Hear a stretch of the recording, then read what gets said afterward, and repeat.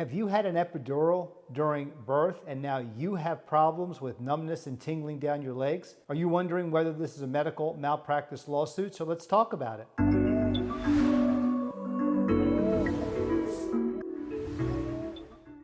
It's very common to have an epidural during birth. It's used in order to numb your back and down your legs so that you can have a less painful birth. And although it's very common, it's done all the time, unfortunately, many of the risks are not thoroughly explained to moms. So there can be permanent risks to an epidural. Remember, you're having a needle inserted into your back, and inside your back are the nerves that supply all the power and the sensation down into your lower legs and into your lower extremities and your feet and your toes. So an epidural that's either put in too aggressively or having a hard time getting an epidural in, that can lead to permanent nerve damage. Now, in certain cases, I've had calls where there's just been a few days of numbness and tingling. Is that a case? No, that's not a case, because there can be some temporary numbness and tingling from an epidural. And if those symptoms go away, that's not going to be a case because there's not permanent injury. And I've done videos on permanent injury and why that's important, and I'm going to post those down below. I invite you to take a look at those videos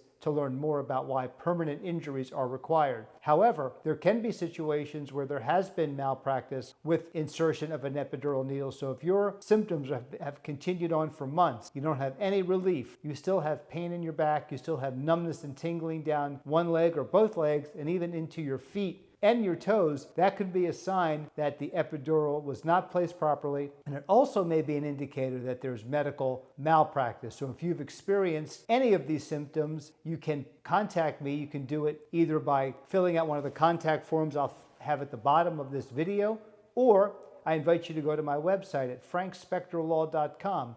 On my website, I have lots of great information about medical malpractice, and I'm updating that all the time. Also, if you want to leave comments underneath this video, I will respond to those. So I look forward to hearing from you. And I, again, thank you for watching this video. I look forward to seeing you again soon. But before I leave, hit that like and subscribe button so that you can take advantage of all of my videos. Take care.